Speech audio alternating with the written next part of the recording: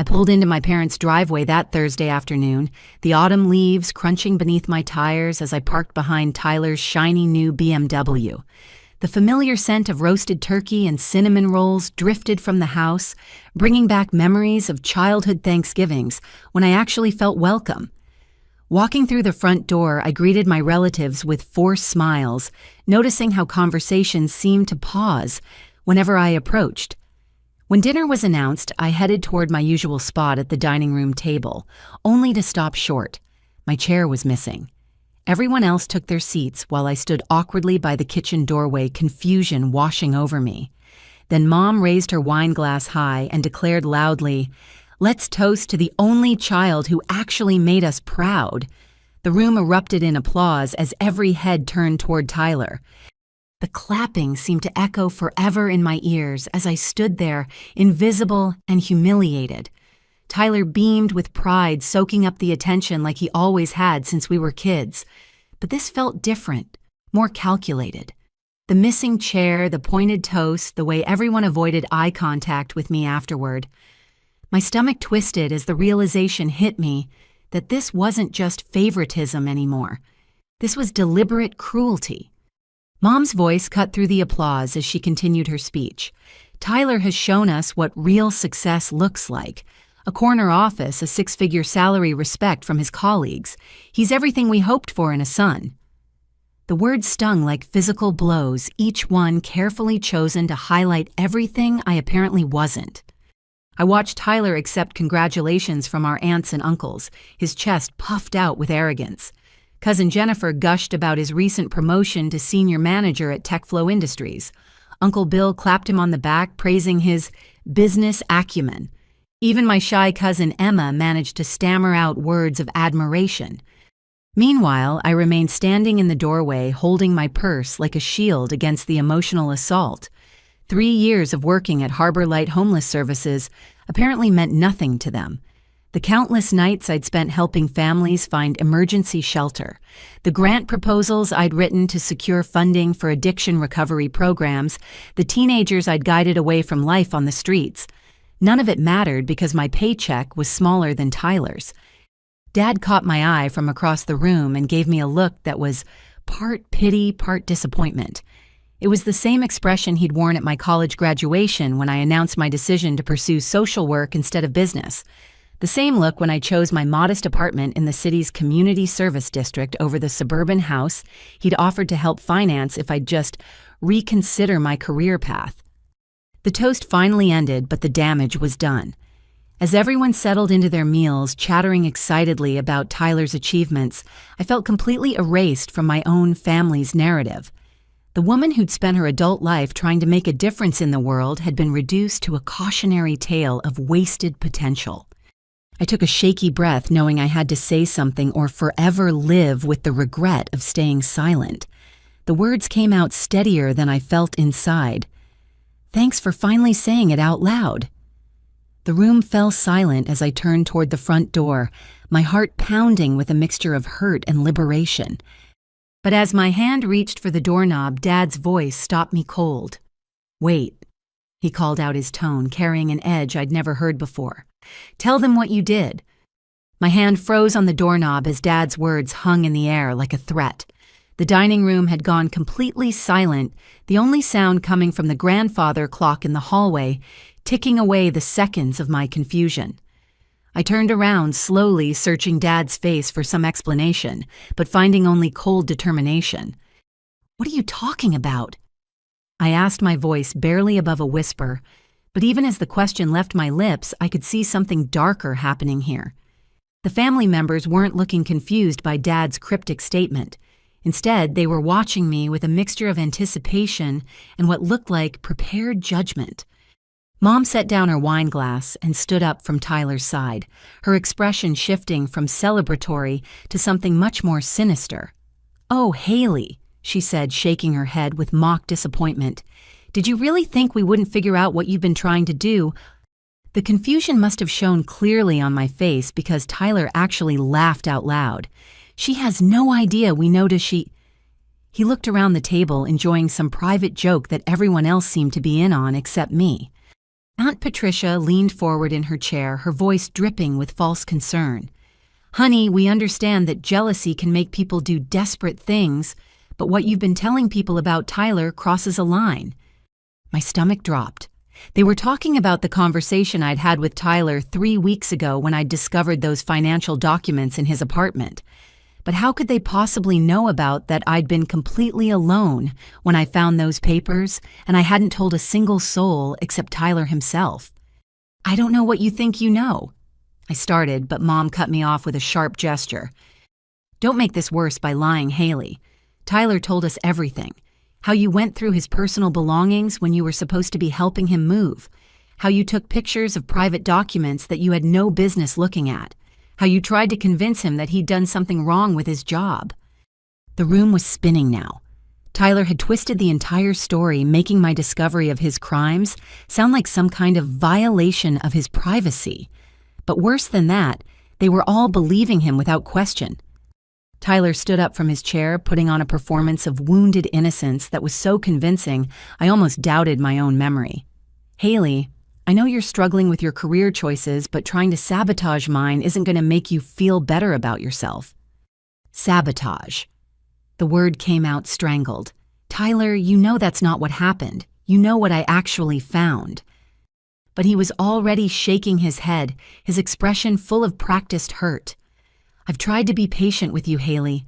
I've tried to understand that seeing my success might be hard for you. But when you started making accusations about embezzlement and fraud, that's when it became impossible to ignore you." The family gasped collectively, their expressions shifting to horror, as if they were hearing about my accusations for the first time. But I could see in their faces that this entire scene had been rehearsed. They'd been planning this confrontation, waiting for the perfect moment to ambush me with their twisted version of events. Dad stepped closer to me. His voice, taking on the authoritative tone he'd used when I was a child, caught misbehaving. "Haley, these kinds of false accusations could destroy Tyler's reputation. They could ruin his career and his life. Do you understand how serious this is?" I looked around the room at the faces of people I'd known my entire life, searching for even one person who might be willing to hear my side of the story. But what I saw instead was a united front of disapproval and predetermined guilt. They'd already decided I was the villain in this narrative. "He showed us the documents you photographed." Mom continued, her voice getting stronger as she built momentum. "Financial reports from his company that you clearly didn't understand. You saw numbers and transactions that looked suspicious to someone without a business background, and instead of asking Tyler to explain them, you immediately assumed the worst." Tyler nodded sadly, playing his role perfectly. I tried to walk her through how corporate accounting works, how departmental budgets get transferred between accounts, but she was convinced she'd uncovered some kind of conspiracy. The manipulation was so complete, so perfectly orchestrated, that for a moment I questioned my own sanity. Had I misunderstood what I'd seen? Had my lack of business experience led me to jump to wrong conclusions? But then I remembered Marcus Thompson's face in the company photo Tyler had shown me weeks earlier, the family man who was being investigated for the very crimes Tyler had actually committed. The father of 3 who was facing prison time because my brother was letting him take the blame for embezzlement and fraud. "This isn't about jealousy," I said, finding my voice again. "This isn't about my career or my understanding of business. This is about right and wrong." Uncle Bill shook his head dismissively. "Haley, you work with homeless people and drug addicts. You see corruption and criminal behavior everywhere because that's your world. But you can't project that onto your brother's legitimate business success." The casual cruelty of his words hit me like a physical blow. They weren't just dismissing my concerns about Tyler's crimes. They were using my chosen profession, my dedication to helping society's most vulnerable, as evidence that my judgment was fundamentally flawed. Cousin Jennifer chimed in with practiced sympathy. "We're worried about you, Haley.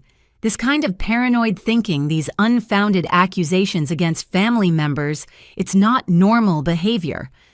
I realized then that they weren't just protecting Tyler.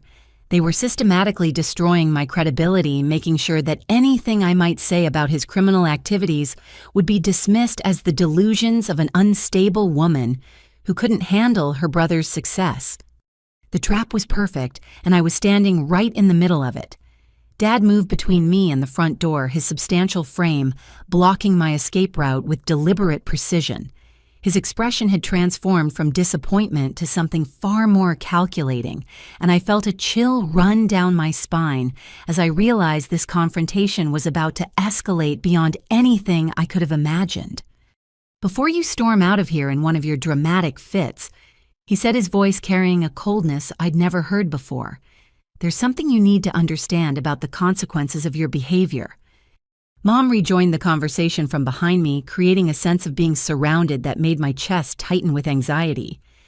"We've been hoping you'd come to your senses on your own, Haley, but clearly that's not going to happen." Tyler remained seated at the table, but his posture had changed.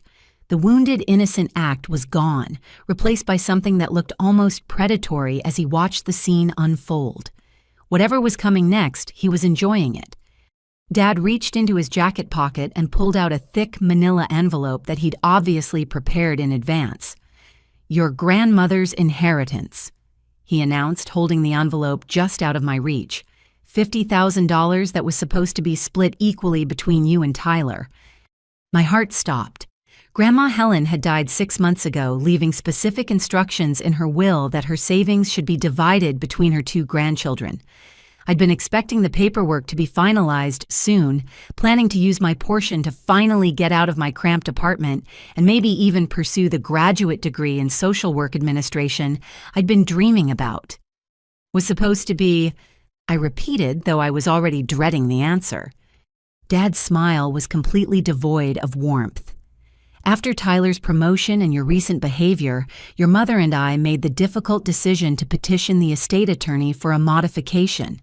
We convinced Judge Harrison that Tyler has demonstrated the responsibility and maturity to handle the full inheritance, while you've shown a concerning pattern of instability and poor judgment." The words hit me like a physical assault. They'd stolen my inheritance, the one thing Grandma Helen had specifically wanted me to have. The woman who'd always believed in my work, who'd told me countless times that helping others was the most noble calling in the world, would be horrified to know her own family had used her money to punish me for doing exactly that. "That's illegal," I managed to whisper, though my voice was shaking with shock and rage. "You can't just change someone's will because you don't approve of their career choices." Mom laughed, actually laughed at my protest. "Oh, sweetie, when you have the right connections and a legitimate concern about a beneficiary's mental stability, it's easier than you might think." Tyler finally spoke up from his position at the table, his voice dripping with fake sympathy. "We have documentation of your erratic behavior, Haley. The accusations you've been making, your financial struggles, your inability to maintain stable relationships. Judge Harrison agreed that giving you access to that much money right now wouldn't be in your best interests." I stared at my brother, seeing him clearly for perhaps the first time in our lives. He wasn't just enjoying my humiliation, he was orchestrating it. Every word, every gesture was calculated to cause maximum psychological damage while maintaining his image as the concerned family member. But Dad wasn't finished. He held up the envelope again, this time with the air of someone offering a deal. "However, we're not unreasonable people. We understand that families sometimes go through difficult periods, and we believe in redemption." The word redemption coming from his mouth sounded like a threat. "Here's what's going to happen." Dad continued, his businessman persona taking over completely. "You're going to apologize to this entire family for the embarrassment and pain you've caused with your wild accusations. You're going to acknowledge that your jealousy of Tyler's success has clouded your judgment and made you say things that aren't true." Mom picked up where he left off as if they'd rehearsed this script. "And you're going to make some real changes in your life. That nonprofit job that's obviously affecting your mental health needs to go. Tyler has connections at several respectable companies that would be willing to give you a chance in sales or marketing. Basically, real jobs." Aunt Patricia added helpfully from the dining room. Dad nodded approvingly. Do those things show us that you're committed to getting your life back on track, and we'll consider reversing our decision about the inheritance? Maybe not the full amount, but a portion that reflects your new level of maturity and responsibility. I looked around the room at my assembled family members, searching for any sign that someone else was as appalled by this manipulation as I was. But instead, I saw nods of agreement, expressions of satisfaction that they were finally helping me get my priorities straight. The cruelty was breathtaking in its completeness. They were demanding that I renounce everything I believed in, abandon the people I dedicated my life to helping, and publicly humiliate myself, all for the possibility of recovering some fraction of money that was rightfully mine in the first place. And if I refuse, I asked, though I was terrified to hear the answer. Tyler's smile was absolutely chilling. Then you leave here tonight with nothing, Haley. No inheritance, no family support, and no credibility when you try to spread your conspiracy theories about me to anyone who will listen. Dad nodded firmly. We've already contacted your supervisor at Harbor Light to express our concerns about your recent behavior. Dr. Martinez was very understanding when we explained that you've been under significant stress and might benefit from some time off to address your personal issues. The room seemed to tilt around me. They'd contacted my boss. They'd gone behind my back to my workplace, planting seeds of doubt about my mental stability and professional competence. The job I loved, the clients who depended on me, my entire professional reputation was being systematically destroyed. Choose wisely, Haley, Mom said softly. This is your last chance to be part of this family. The silence stretched on as I processed the impossible choice they were demanding I make. But before I could formulate any response, Aunt Patricia cleared her throat from the dining room with the air of someone who had more to add to the conversation. Actually, she said, standing up and smoothing down her dress with theatrical precision, I think Haley deserves to know exactly how the family feels about her choices before she makes her decision. Something in her tone made my blood run cold. This wasn't going to be another lecture about career responsibility or family loyalty. This was going to be something much worse. Patricia walked over to the coffee table and picked up her purse, extracting her phone, with the careful deliberation of someone who'd been planning this moment. You see, Haley, we've all been very concerned about you for quite some time. And in our concern, we've been discussing your situation rather extensively. She started scrolling through her phone, and I caught glimpses of what looked like text message threads with multiple participants. The blood drained from my face as I realized what she was about to show me. Here we go, Patricia said with false brightness. This is from our family group chat, the one you're not part of, obviously, since you're usually the topic of conversation. She began reading from her screen in a voice that was almost sing-song in its cruelty. From your cousin Brian last month. Haley's still playing Mother Teresa with the homeless people. When is she going to grow up and get a real job? 16 laughing emoji responses to that one. My legs felt weak. They had a family group chat that excluded me where they regularly mocked my life choices for entertainment. Patricia continued reading. From Uncle Bill saw Haley at the grocery store today, still driving that beat-up Honda and shopping with coupons, at 27 years old. Embarrassing. Your cousin Jennifer responded with, at least she's not asking us for money yet. Each word was like a knife twisting in my chest. These were people I'd grown up with, people I'd shared holidays and birthdays with, people I'd thought cared about me despite our differences. Oh, this one's particularly good, Patricia said, scrolling further. From Tyler himself. Haley tried to give me career advice today. A woman who makes $32,000 a year giving business advice to someone with a corner office. The delusion is real. That got 24 responses, mostly variations on delusional and out of touch with reality. I wanted to run to disappear, to wake up from this nightmare, but my feet seemed rooted to the floor. Tyler was watching my reaction with obvious satisfaction, not even pretending to be ashamed that his sister was learning about his betrayal in the cruelest way possible. Patricia wasn't finished. Here's a fun thread from last Christmas. The topic was Haley's dating life, or rather, the lack thereof. Cousin Emma wondered if you were secretly gay since you never bring anyone to family events. Tyler clarified that you're just too weird and intense about social justice for normal guys to handle. The humiliation was complete, but somehow Patricia found more ammunition. And my personal favorite, she continued, her voice getting more animated as she watched me crumble. From just last week when Tyler told us about your little visit to his apartment, Uncle Bill wrote, "Haley going through Tyler's private documents is typical. She's always been jealous and sneaky. Remember when we thought she stole money from Mom's purse in high school?" And Tyler responded, "She's desperate to find something wrong with my success because it highlights how badly she's failed at life." I found my voice, though it came out as barely a whisper. "I never stole money from Mom's purse." Mom waved her hand dismissively. "The point isn't whether you actually took it, Haley. The point is that you've always had boundary issues and a problem with respecting other people's privacy." But the revelation about the group chat had broken something inside me. For years, I'd assumed that my family simply didn't understand my choices, but still loved me despite their disapproval. Now I knew the truth. They didn't just disapprove, they actively despised me. I was their shared joke, their cautionary tale, their example of everything not to become. Patricia held up her phone again.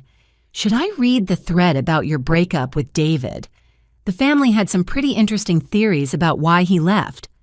"Stop," I said, but my voice had no strength behind it. Tyler leaned back in his chair, completely relaxed now that the psychological torture was in full swing. "David told me at the gym that you were too intense, too focused on other people's problems to pay attention to your own relationship. He said dating you was like dating a social worker who never went off duty." The casual cruelty of sharing my ex-boyfriend's private comments was so breathtaking that I couldn't even process it. My own brother was using my personal heartbreak as ammunition in this psychological warfare. Dad stepped closer to me, his voice taking on a patronizing tone that was somehow worse than outright hostility. "This is why we're trying to help you, Haley. This is why we're giving you this chance to turn your life around. The family has been watching you spiral for years, making one bad decision after another, and we can't enable it anymore." Mom nodded sympathetically. "Your obsession with helping strangers has cost you a normal life, normal relationships, normal success. We're staging an intervention before it's too late." I looked around the room at the faces of people who'd just spent 10 minutes systematically destroying every shred of self-worth I'd managed to build over the years. They weren't trying to help me. They were trying to break me down so completely that I'd accept any alternative they offered just to make the pain stop. And the most terrifying part was that I could feel it working. The doubt was creeping in the voice in my head, wondering if maybe they were right. Maybe I had made a mess of my life. Maybe my dedication to helping others really was just a cover for my inability to succeed in the real world. "So, what's it going to be, Haley?" Tyler asked, his voice cutting through my internal crisis. "Are you going to keep pretending that you're some kind of hero, or are you going to admit that you need our help to become a functioning adult?" I stood there for what felt like hours but was probably only seconds, my mind reeling from the systematic destruction of every relationship I'd thought I could count on. The cruelty was so complete, so well orchestrated, that part of me was tempted to just surrender. To apologize for existing, quit my job, and let them remake me into whatever version of Haley would finally earn their approval. But as I opened my mouth to speak, something unexpected happened. Mom's composure cracked. "Just say you'll do it, Haley," she said, and her voice was higher than normal, almost frantic. "Say you'll apologize and change your career, and we can put all this behind us." There was something in her tone that didn't match the controlled cruelty of the previous few minutes, something desperate and frightened that made my instincts suddenly sharpen. I looked more closely at her face and saw what I'd missed, before she wasn't just angry or disappointed. She was terrified. Dad seemed to pick up on Mom's shift in energy and shot her a warning look, but it was too late. I'd noticed. "Why do you care so much about what I do with my career?" I asked, my voice steadying for the first time since this nightmare had begun. "Why does it matter to you whether I apologize or not?" Tyler shifted uncomfortably in his chair, and I saw him exchange a quick glance with Dad that was loaded with meaning. Something was happening here that went beyond family disapproval or even cruel entertainment at my expense. Mom's hands were actually shaking now. "Because you're family, Haley. Because we love you and we want what's best for you." But her words sounded hollow, like she was reading from a script she no longer believed. And suddenly, with a clarity that cut through all the emotional manipulation, I understood what was really happening. "You're not trying to help me," I said, my voice getting stronger. "You're trying to shut me up." The room went deadly silent. Tyler's face had gone pale, and Dad's jaw was clenched so tightly I could see the muscles working under his skin. "That's ridiculous," Patricia said, but her voice lacked conviction. "Why would we need to shut you up?" I looked directly at Tyler, and for the first time in the entire evening, he couldn't meet my eyes. "Because of what I know about your promotion." Mom actually gasped, her hand flying to her mouth like she'd been struck. Dad stepped forward aggressively, but I held my ground. "That's what this is really about, isn't it?" I continued, the pieces finally clicking into place. The missing chair, the public humiliation, the group chat, stealing my inheritance, threatening my job. "You're not trying to fix me. You're trying to destroy my credibility so that if I ever tell anyone what I found in Tyler's apartment, no one will believe me." Tyler finally found his voice, but it came out as a croak. "Haley, you don't know what you're talking about." "Don't I?" I turned to face the entire room, my fear transforming into righteous anger. "You've spent the last hour making sure everyone here thinks I'm jealous, delusional, and unstable. You've documented my supposed mental health issues and contacted my employer. You've isolated me from family support and made sure I'm financially vulnerable. That's not an intervention. That's a cover-up." Mom was hyperventilating now, her breath coming in short gasps. "Sandra, calm down," Dad said sharply, but his own voice was strained with panic. "What exactly did you find?" Haley, Aunt Patricia asked her earlier, cruelty replaced by genuine concern. But I could see in her face that she was beginning to understand that this wasn't just about sibling rivalry anymore. Tyler stood up so quickly that his chair nearly toppled over.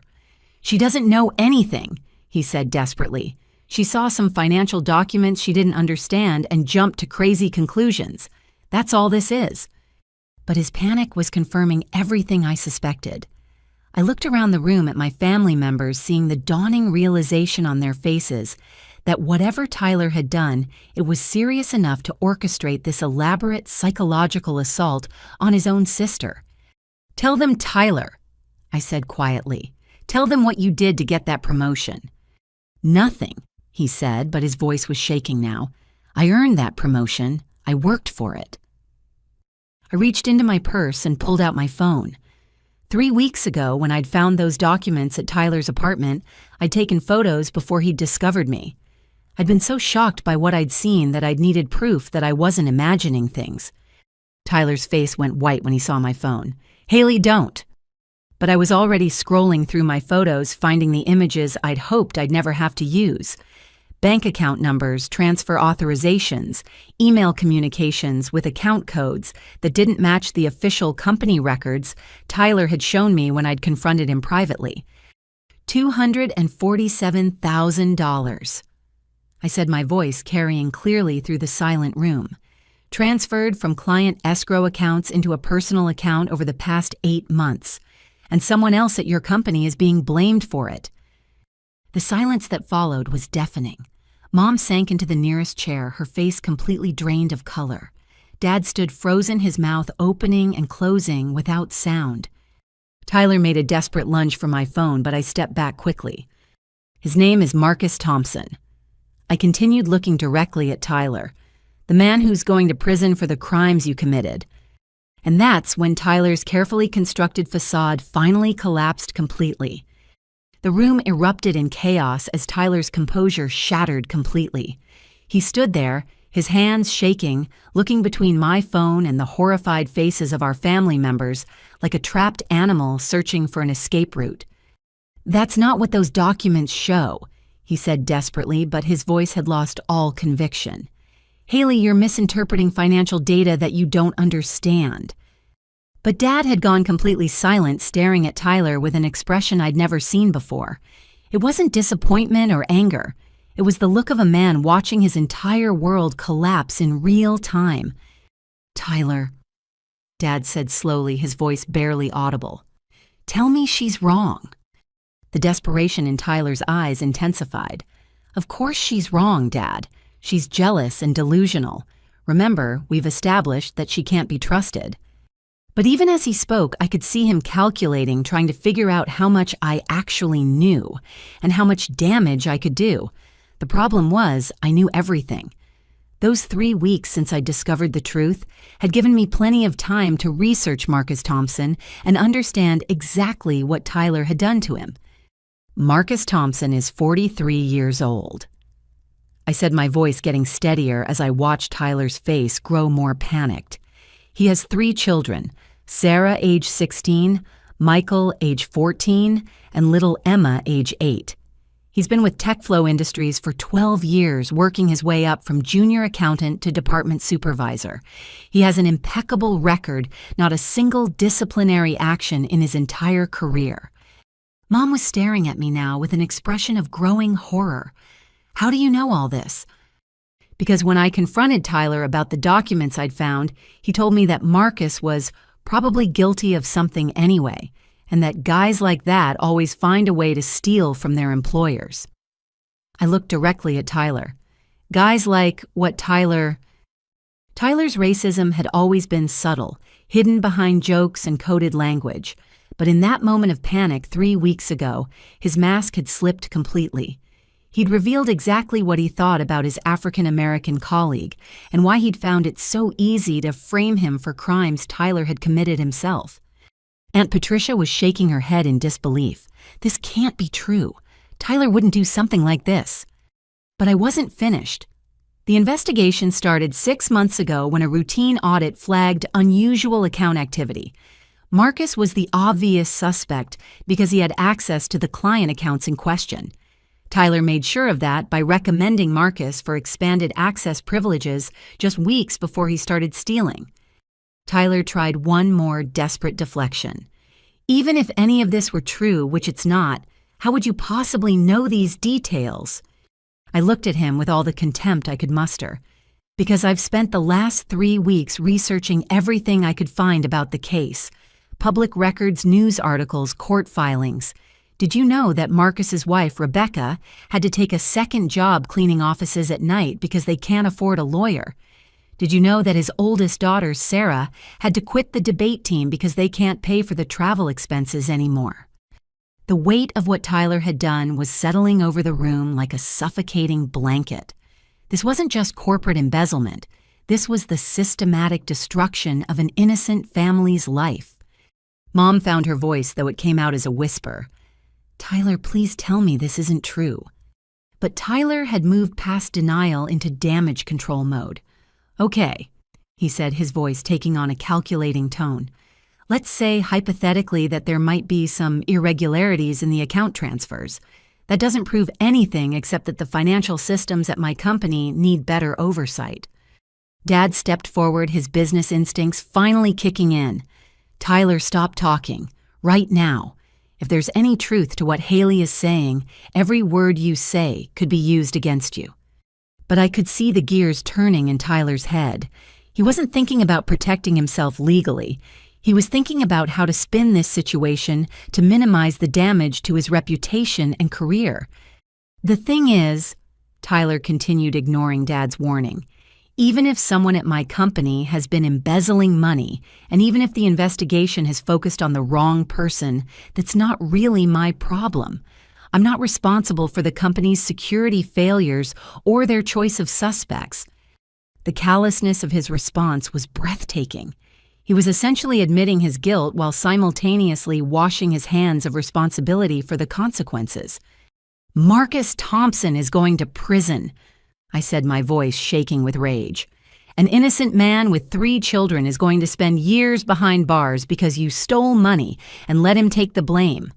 How can you stand there and say that's not your problem?" Tyler shrugged, actually shrugged as if we were discussing a minor inconvenience rather than the destruction of a family. "Look, if Marcus is really innocent, then his lawyer will figure out a way to prove it. That's how the system works." Uncle Bill, who had been silent throughout this exchange, finally spoke up. "Tyler, what exactly are you saying? Are you admitting that you took money from your company?" For a moment, Tyler seemed to consider continuing his denials, but then something shifted in his expression, and I saw a coldness there that I'd never noticed before. It was as if he'd decided that since his secret was out anyway, there was no point in pretending to be someone he wasn't. "I'm saying that I saw an opportunity and I took it," he said with chilling matter-of-factness. "I'm saying that in the corporate world, you have to be smart enough to get ahead before someone else does. And I'm saying that if Marcus Thompson wasn't sharp enough to protect himself, that's natural selection at work." The silence that followed was absolute. Even the grandfather clock seemed to have stopped ticking as we all processed what Tyler had just revealed about himself. Mom buried her face in her hands, her shoulders shaking with what might have been sobs or might have been shock. Dad stood frozen, staring at his son like he was looking at a complete stranger. But Tyler wasn't finished. "And I'm also saying that none of this matters unless someone decides to make it public, which brings us back to Haley's choice." He looked directly at me, and I saw something in his eyes that made my blood run cold. It wasn't panic anymore. It was calculation mixed with something that looked almost like threat. "So here's the real question, sister," he said, his voice taking on a tone I'd never heard before. "What are you going to do with what you think you know?" Dad's business instincts suddenly kicked into overdrive, and I watched his expression shift from shock to the cold calculation that had made him successful in corporate America for over 30 years. He moved closer to Tyler, but instead of the confrontation, I expected he seemed to be entering problem-solving mode. "Everyone needs to stop talking right now," Dad said firmly, his voice taking on the authoritative tone that had intimidated business rivals and employees for decades. "Haley, put your phone away. Tyler, sit down and keep your mouth shut." But I kept my phone in my hand, sensing that whatever came next was going to be even worse than what I'd already experienced. Dad's shift from shocked father to strategic thinker was somehow more terrifying than Tyler's casual admission of guilt. Mom looked up from her hands, her face streaked with tears, but her expression hardening into something I'd never seen before. "Robert, we have to think about this carefully. Our whole family is at risk here." "Our family," I repeated, incredulous. "An innocent man is going to prison, and you're worried about our family." Dad held up a hand to silence me, and for the first time in my adult life, I actually obeyed the gesture out of pure shock. "Haley, you need to understand something about the real world. Tyler made some poor choices, yes, but destroying his life isn't going to help Marcus Thompson." The rationalization was so smooth, so practiced, that I realized Dad had been thinking about this possibility from the moment Tyler's guilt became obvious. He'd already moved past the emotional impact and into damage control mode. "Think about this logically." Dad continued, his voice taking on the persuasive tone he'd perfected in boardroom negotiations. "Tyler confesses now, he goes to prison. His career is over. His life is ruined, and our entire family is disgraced. Marcus Thompson still serves time because the wheels of justice move slowly, and overturning a conviction takes years of appeals." Tyler was nodding along, his panic replaced by hope as he realized Dad was looking for a way to protect him. Mom wiped her eyes and stood up, her own corporate instincts apparently kicking in as well. "But if we handle this quietly behind the scenes, we can find a way to help Marcus without destroying Tyler." I stared at them in disbelief. "Handle this quietly? You mean cover it up?" Dad's expression didn't change. "I mean manage the situation in a way that minimizes harm to everyone involved, including you, Haley." The implied threat in those last words wasn't lost on me. Uncle Bill shifted uncomfortably in his chair, clearly out of his depth in this conversation, while Aunt Patricia looked like she was trying to process information that didn't fit her worldview. "Here's what's going to happen," Dad said, reaching into his jacket pocket again. This time he pulled out a different envelope thicker than the first one and clearly prepared in advance. We've anticipated that this conversation might go in this direction. My stomach dropped. They'd been planning for this possibility. The entire evening, the humiliation, the group chat revelation, all of it had been preparation for this moment. Dad opened the envelope and pulled out what looked like legal documents. This is a non-disclosure agreement drafted by our family attorney. It acknowledges that you may have concerns about Tyler's business practices, but it also recognizes that making unfounded accusations could harm both Tyler and the company he works for. I looked at the papers he was holding, seeing official letterhead and dense legal language that I couldn't fully understand, but I didn't need to understand every word to know what they were asking me to sign. "You want me to legally promise to stay silent about Tyler's crimes," I said. Mom stepped forward, her voice taking on a tone of reasonable negotiation. "We want you to agree to let us handle this through proper channels. Robert has contacts at TechFlow Industries. He can discreetly investigate the Marcus Thompson situation and ensure that justice is done without unnecessarily destroying Tyler's life." "Justice is done," I repeated. "Tyler stole almost $250,000 and framed an innocent man.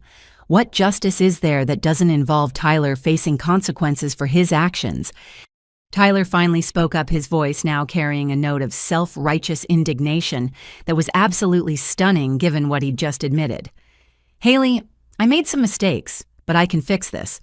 I can find a way to clear Marcus without admitting to anything that would destroy my career."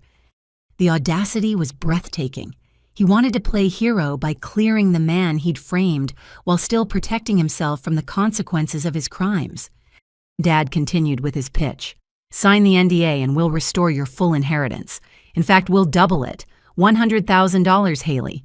Enough to pay off your student loans, buy a house, or even go back to school for that advanced degree you've always talked about." The bribe was substantial enough to solve most of my immediate financial problems, but the price was my integrity and Marcus Thompson's freedom. And if I refused to sign, I asked, though I suspected I already knew the answer. Dad's expression hardened. "Then you leave here tonight with nothing. No inheritance, no family support, and no credibility. We've already documented your unstable behavior and unfounded accusations against Tyler. If you try to go to authorities with your conspiracy theories, you'll find that your reputation has preceded you." Mom pulled out her own phone and showed me a screen I couldn't quite read from a distance. "Robert has already reached out to his contact at the FBI White-Collar Crime Division. He's expressed concern about a family member who seems to be experiencing some kind of breakdown and making wild accusations against successful relatives." The trap was perfect. They'd preemptively destroyed my credibility with law enforcement by portraying me as a mentally unstable woman making unfounded accusations out of jealousy and spite. Tyler leaned back in his chair, completely relaxed, now that he could see the family closing ranks to protect him. "It's actually kind of brilliant when you think about it, Haley. Either you take the money and everyone wins, or you try to be a hero and no one believes you anyway."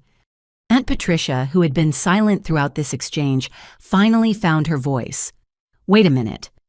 Are we really talking about bribing Haley to stay quiet about a crime?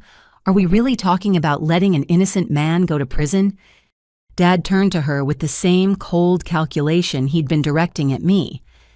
"Patricia, you need to think about your own family's interests here. Your son Derek works for one of my subsidiary companies. Your husband's construction business has several contracts with Robert Sterling Industries. This situation affects all of us." The threat was clear. Cross the family and there would be economic consequences for everyone involved. I looked around the room at the people I'd grown up with, searching for even one ally in this nightmare. But what I saw was a family that had just revealed its true nature. They were willing to sacrifice an innocent man's freedom to protect their own interests, and they were perfectly comfortable using blackmail and threats to ensure my compliance. The NDA sat on the coffee table between us like a contract with the devil himself. Before anyone could pressure me further about signing the legal documents, Tyler's phone buzzed loudly in the tense silence. He glanced at the screen and his face immediately lit up with a smile that made my skin crawl. "Perfect timing," he said, answering the call with obvious satisfaction. "Hey, Derek, how did it go?" I felt my blood freeze as I realized he was talking to Derek Martinez, Aunt Patricia's son, who worked for Dad's company. But more importantly, Derek was Tyler's college roommate and apparently still close enough to be involved in whatever was happening. Tyler put the call on speakerphone without asking anyone's permission, his confidence clearly restored now that he had what sounded like good news. "Dude, it's over." Derek's voice filled the room with barely contained excitement. "Marcus Thompson was arrested about 2 hours ago. The feds found the additional evidence we planted in his office computer, and his public defender is already talking about a plea deal." My legs nearly gave out. They'd planted more evidence against Marcus while I was sitting at this very table being psychologically tortured by my own family. Derek continued, oblivious to the horrified silence in the room.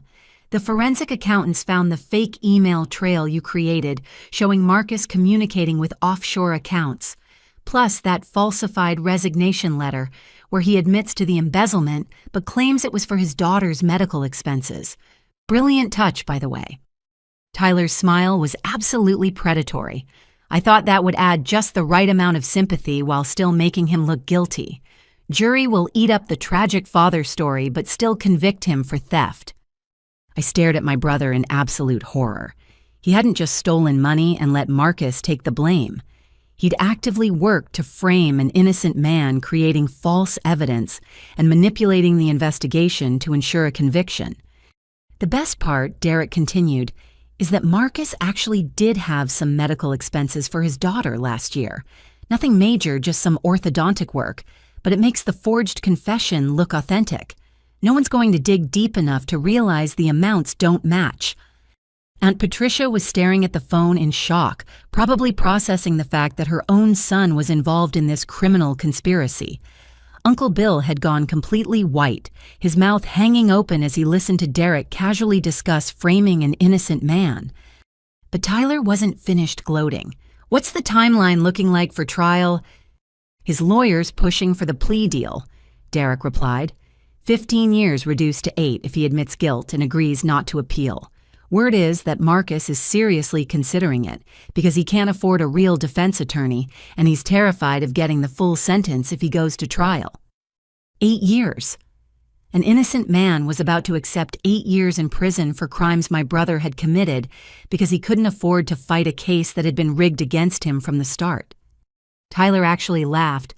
Marcus Thompson, model citizen and family man brought down by his own noble desire to provide for his children. It's almost poetic. Tyler, Dad said sharply, clearly uncomfortable with how much Derek was revealing over speakerphone in front of the family. But Tyler was too caught up in his victory to exercise caution. "The beautiful thing is that once Marcus takes the plea deal, the case is closed. No more investigation, no more forensic accounting, no more risk of anyone discovering the real source of the missing money." Derek's voice took on an even more celebratory tone. "And speaking of which, the final transfer went through this afternoon. The last of the money is now safely in the Cayman account, completely untraceable to either of us." My mind reeled. They were still actively stealing money while an innocent man sat in jail awaiting trial for their crimes. "How much total?" Tyler asked as casually as if he were asking about the weather. "Just over 400,000 now," Derek replied proudly. "The beauty of having Marcus as the fall guy is that we can keep taking money right up until his trial, because everyone assumes he's been stealing for months anyway." $400,000. Tyler had let me believe the theft was limited to the $247,000 I'd seen evidence of, but they'd nearly doubled that amount while Marcus sat in jail. Mom was hyperventilating again, staring at the phone like it was a venomous snake. Even she seemed to be realizing that Tyler's crimes were far more extensive and calculated than she'd initially understood. Tyler noticed the family's horrified expressions and seemed to remember that he had an audience. "Derek, let me call you back later." "Wait," Derek said quickly. What about the Haley situation? Did she agree to keep quiet? Tyler's eyes met mine across the room, and I saw something there that made my blood run cold. It wasn't just arrogance anymore. It was genuine menace. We're still working on that, Tyler said slowly, but I'm confident we'll reach an understanding. Good, Derek replied. Because if she goes to the cops now, we're all screwed. The timing would look way too suspicious, especially if she has any of the original evidence. Tyler ended the call and slipped his phone back into his pocket, but the damage was done. Everyone in the room now understood that this wasn't just about corporate embezzlement. This was about an ongoing criminal enterprise that had deliberately destroyed an innocent man's life and was prepared to send him to prison to cover their tracks. You framed him, I whispered, my voice barely audible. You didn't just steal money. You actually framed Marcus Thompson with false evidence. Tyler's mask slipped, completely revealing something cold and calculating that I'd never seen before. I protected myself, he said with chilling matter-of-factness. In the business world, you either get ahead or you get left behind. Marcus was in the wrong place at the wrong time. Dad stepped forward, his face pale but his voice still controlled. Tyler, you need to stop talking. Immediately. But Tyler seemed to have passed the point of caring about consequences. Why Dad? Everyone in this room already knows the truth, and Haley's going to sign that NDA because she doesn't have any other choice. He looked directly at me with an expression that was unmistakably threatening. Because if she doesn't, I'll make sure that her life becomes even more miserable than it already is. I excused myself to use the bathroom, my hands shaking, as I stood up from my position near the front door. The family barely acknowledged my movement, too caught up in their own whispered conversations about damage control, to pay attention to where I was going. Once I reached the upstairs bathroom, I locked the door and immediately pulled out my phone with trembling fingers. I scrolled through my contacts until I found the number I'd saved 3 weeks ago, but hoped I'd never have to use. Detective Angela Morrison answered on the second ring. Haley, I was hoping you'd call back. How are you holding up? Her voice was kind but professional, exactly as I remembered from our initial meeting when I'd first brought Tyler's crimes to law enforcement attention. What my family didn't know was that I hadn't spent the last 3 weeks just researching Marcus Thompson's case. I'd been working directly with the FBI's white-collar crime division. Detective Morrison. I'm at my family's house, and Tyler just admitted everything. I whispered into the phone. He confessed to the embezzlement, and he revealed that there's been additional evidence planted against Marcus. They arrested Marcus tonight, based on forged documents. I could hear Angela's sharp intake of breath. Slow down, Haley. Tell me exactly what Tyler said. I quickly summarized the conversation, including Derek Martinez's involvement and the revelation that the thefts had continued even after Marcus's arrest. Angela listened without interruption, but I could hear her typing rapidly in the background. This is exactly what we needed, Angela said when I finished. Haley, are you in immediate danger? I don't think so, but Tyler threatened me directly. And my family is trying to make me sign a non-disclosure agreement to keep me quiet about everything. Angela was quiet for a moment, and I could hear muffled voices in the background as she apparently consulted with colleagues. Haley, I need you to listen carefully. We've been building a case against Tyler and his associates for weeks now, based on the initial evidence you provided. But we needed more proof of the conspiracy to frame Marcus. My heart was pounding so hard I was afraid someone downstairs might hear it. What kind of proof? The kind you're getting right now, Angela replied. Haley, you're wearing a recording device. I looked down at my outfit in confusion. I was wearing a simple blue sweater and black pants, nothing that could conceal any kind of electronic equipment. Angela seemed to sense my confusion. Remember the pendant necklace I gave you at our last meeting? The one I said was a good luck charm for your safety. My hand flew to my throat, touching the small silver pendant that Angela had insisted I wear whenever I might encounter Tyler. She'd said it would help her keep track of my well-being, but I'd assumed she was speaking metaphorically. It's been recording everything. Angela continued. Every word Tyler said, every admission of guilt, every threat against you. We have it all. The implications hit me like a physical blow. The FBI had been listening to my family's psychological torture session. Tyler's casual admissions of guilt and the family's conspiracy to cover up his crimes. How long have you been listening? I asked. Since the moment you walked into that house, Angela replied. We've been monitoring for your safety, but we never expected to get this level of incriminating evidence. Tyler's phone call with Derek Martinez was particularly valuable. I felt a surge of hope for the first time all evening. Does this mean you can save Marcus? Marcus was released 20 minutes ago, Angela said, and I had to bite my lip to keep from crying with relief. We intercepted him before he could sign any plea agreement. He's at the field office now, reuniting with his family and being briefed on the real situation. The bathroom seemed to spin around me. He's free! Completely exonerated, Angela confirmed. The charges were dropped the moment we verified that the additional evidence was fabricated. Tyler and Derek have no idea that we've been monitoring their communications and tracking their financial transactions. I sank down onto the edge of the bathtub, overwhelmed by the magnitude of what was happening. What happens now? Angela's voice took on a more serious tone. Now we need you to go back downstairs and continue the conversation with your family. We need them to keep talking, keep revealing details about the cover-up conspiracy. Can you do that? The thought of facing Tyler again, knowing what he was capable of, made my stomach clench with fear. What if he gets suspicious? What if he realizes I'm working with you? He won't, Angela assured me. From his perspective, you're trapped with no way out. He has no reason to suspect that law enforcement is involved. Just keep him talking and try to get more details about how they plan to frame Marcus and cover up the financial crimes.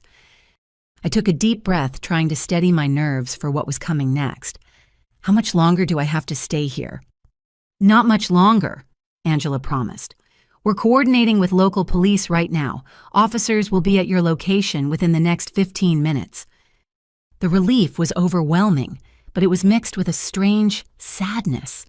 In the space of one evening, I'd lost my entire family, but gained the satisfaction of knowing that justice would be served. Angela, I said before ending the call.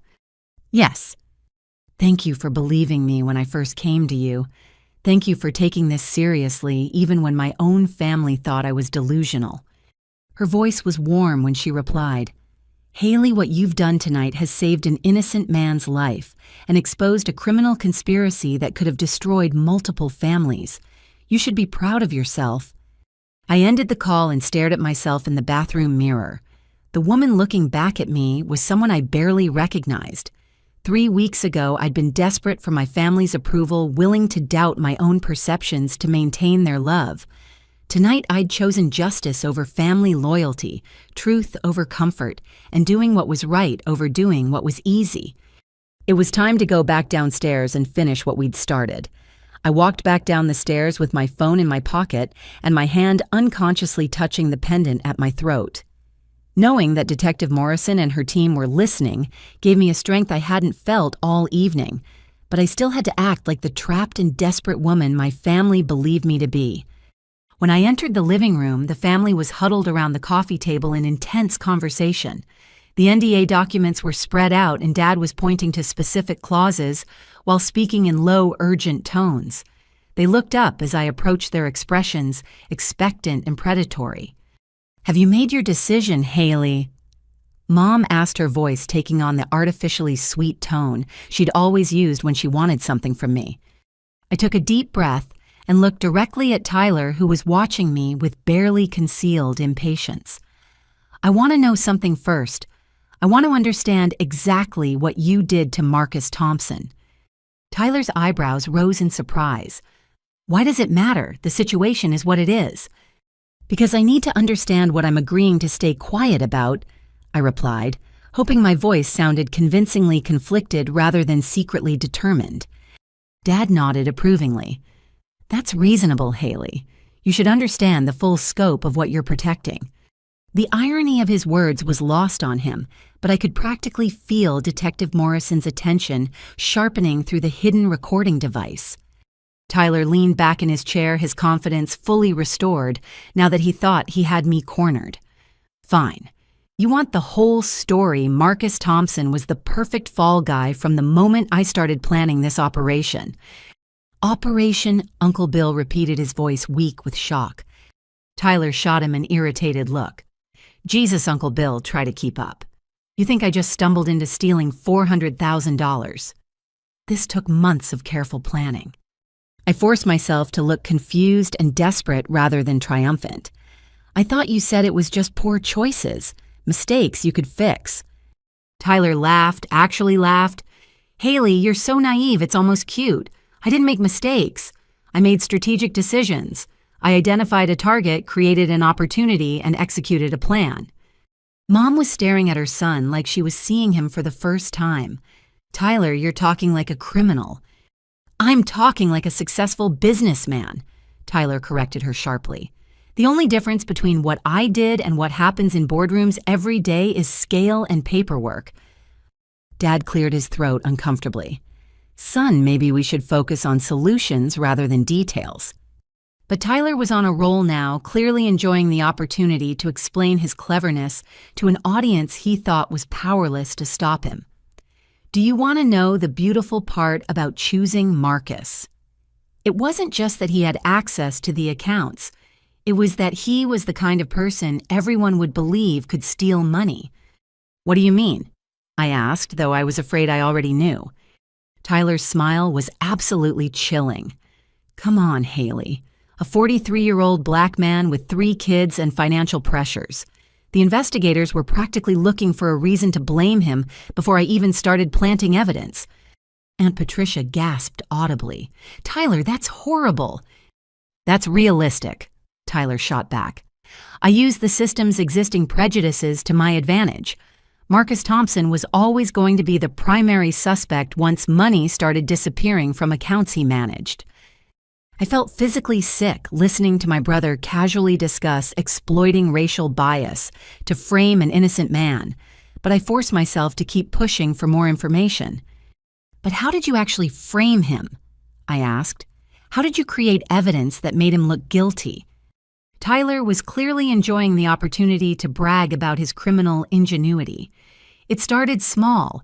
I began transferring money from client accounts that Marcus had legitimate access to, but I made sure the digital trail pointed to his computer terminal.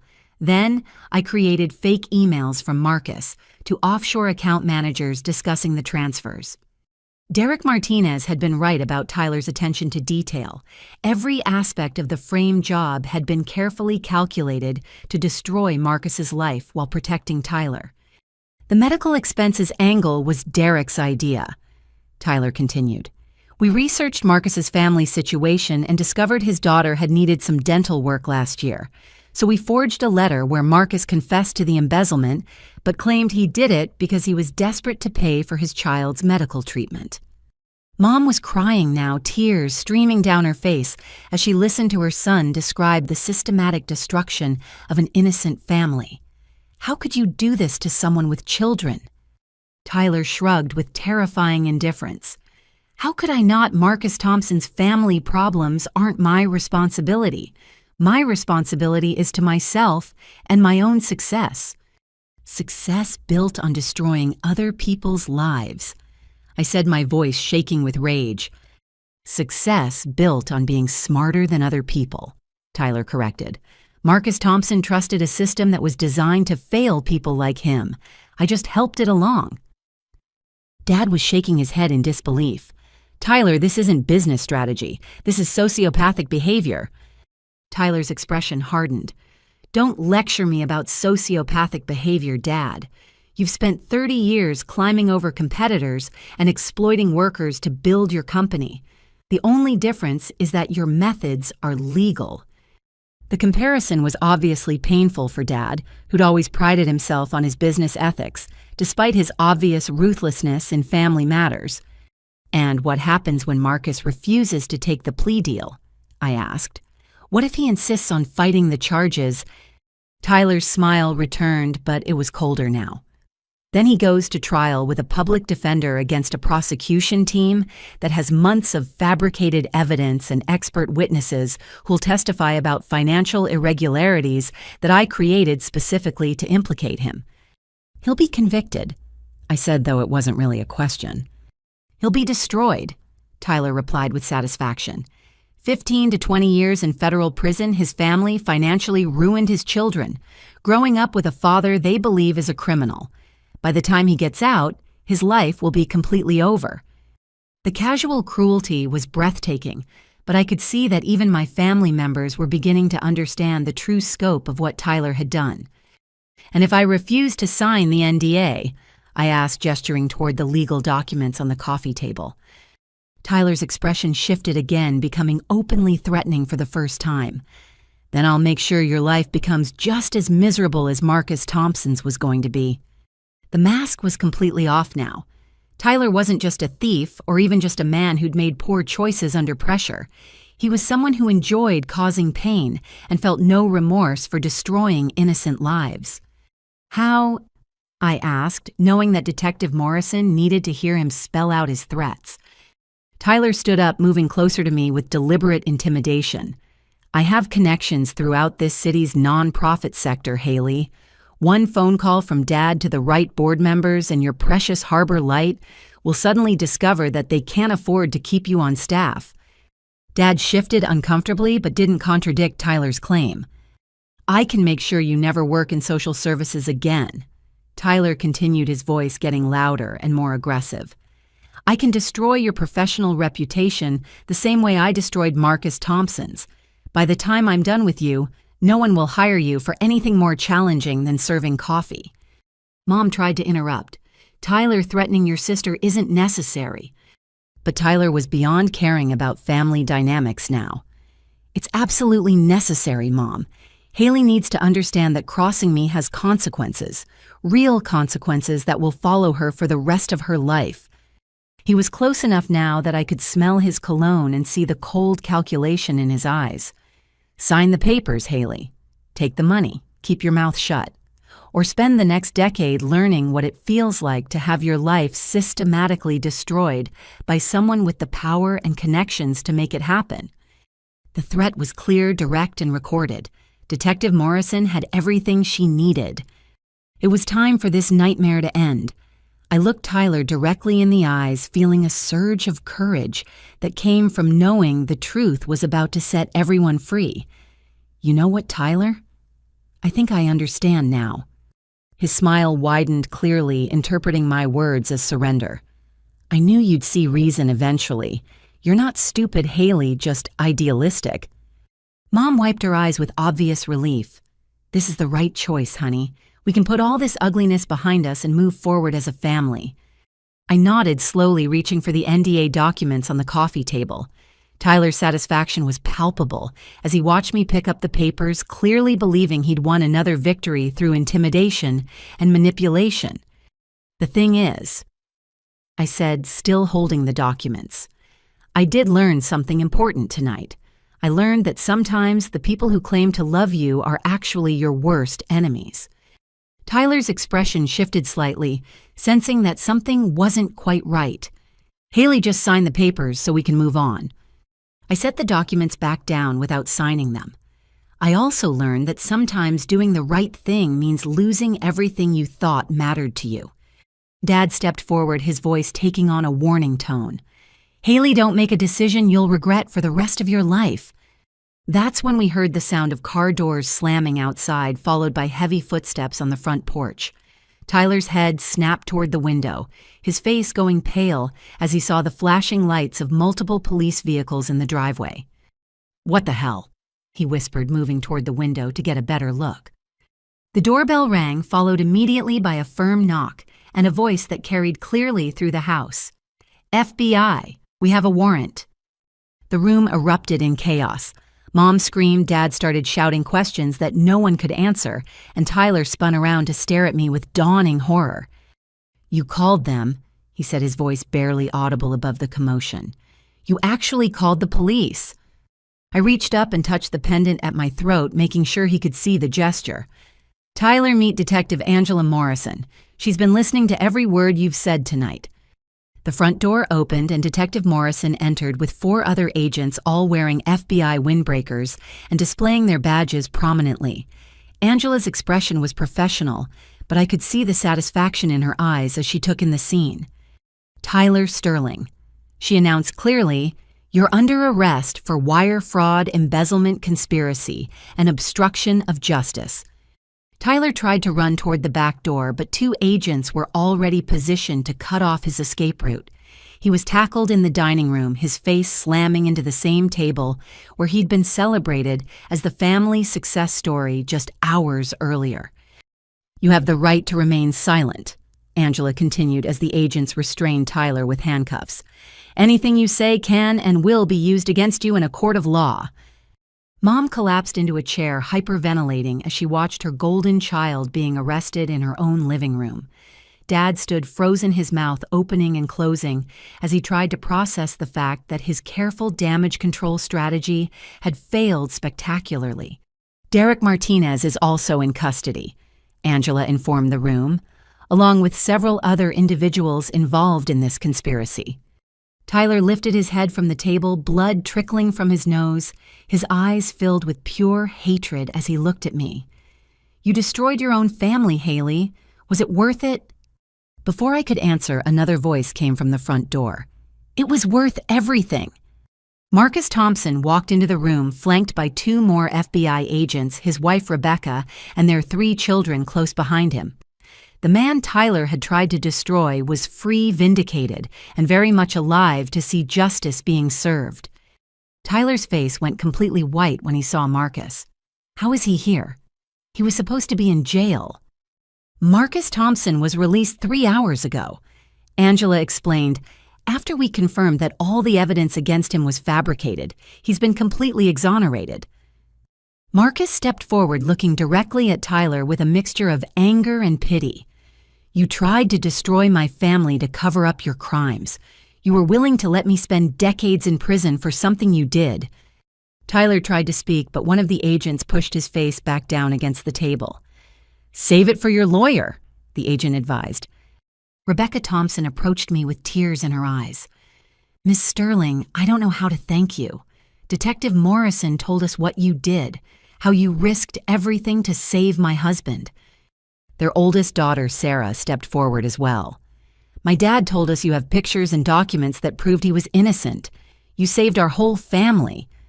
The contrast between the Thompson family's genuine gratitude and my own family's horrified shock was stark and emotionally overwhelming. Angela gestured for the agents to remove Tyler from the house. As they dragged him toward the door, he managed to lift his head one more time. "This isn't over, Haley," he shouted, his voice filled with venom. "I'll make you pay for this." "Actually," Angela said calmly, "making threats against a federal witness is another felony charge we can add to your growing list." Tyler's final shouts were muffled as the agents forced him outside toward the waiting police cars. Through the front window, I could see neighbors gathering on their porches and lawns, drawn by the commotion and the flashing lights. Dad finally found his voice. "Detective Morrison, I think there's been a misunderstanding. My family had no knowledge of Tyler's alleged crimes." Angela pulled out her phone and played back a crystal-clear recording of Dad's voice from earlier in the evening. "Sign the NDA and we'll restore your full inheritance. In fact, we'll double it. $100,000, Haley." Dad's face crumpled as he realized the extent to which the evening's conversations had been documented. "Robert Sterling," Angela announced, "you're also under arrest for conspiracy to obstruct justice and attempted bribery of a federal witness." As the agents moved to arrest Dad, Mom started screaming again, but her cries were drowned out by the sound of more sirens approaching the house. As Dad was led away in handcuffs, Detective Morrison approached me with Marcus Thompson and his family. The chaos in the living room was beginning to settle, but the emotional intensity remained overwhelming. "Haley," Angela said gently, "I think you should hear Marcus's story directly from him." Marcus looked tired but relieved, the weight of months of false accusations finally lifted from his shoulders. His wife Rebecca held his arm supportively, while their 3 children stayed close, clearly reluctant to let their father out of their sight. When this whole nightmare started, Marcus began, his voice steady but emotional. I couldn't understand how anyone could believe I was capable of stealing money from client accounts. I've worked for TechFlow for 12 years. I've never even taken a sick day I didn't actually need. His daughter Sarah, who looked to be about 16, stepped forward. The investigators made Dad feel like he was crazy for claiming he was innocent. They had emails with his digital signature, bank records, computer logs, everything. But the worst part, Marcus continued, wasn't even the criminal charges. It was watching my family suffer while I was powerless to protect them. Rebecca's voice was thick with emotion as she spoke.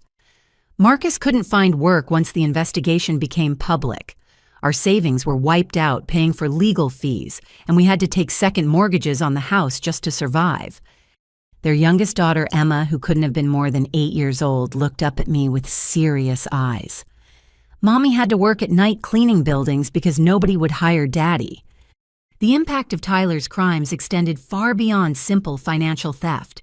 He'd systematically destroyed a family's entire way of life, their reputation in the community, their children's sense of security. The false confession letter was particularly devastating, Marcus explained. Tyler had researched our family situation well enough to know that Emma had needed some dental work last year. When the investigators found a forged document claiming I'd stolen money to pay for medical expenses, it looked completely believable. Angela pulled out her phone and showed me screenshots of the fabricated evidence. Tyler's attention to detail was remarkable. He'd even forged medical bills that corresponded to real treatments, making the confession letter appear authentic to forensic accountants. Marcus's son, Michael, who appeared to be about 14, spoke up with obvious anger. The kids at school said Dad was a criminal. They said our family were thieves and liars. We almost lost the house, Rebecca added. We were 3 weeks away from foreclosure when Detective Morrison contacted us tonight. I felt overwhelmed by the magnitude of suffering Tyler had caused in his pursuit of stolen money and personal advancement. But I was also amazed by the strength this family had shown in the face of such systematic persecution. How did you keep believing in Marcus's innocence? I asked Rebecca, when all the evidence seemed to point to his guilt.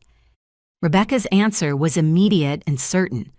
Because I know my husband, Marcus Thompson, has never stolen so much as a candy bar in his entire life. He returns extra change when cashiers make mistakes.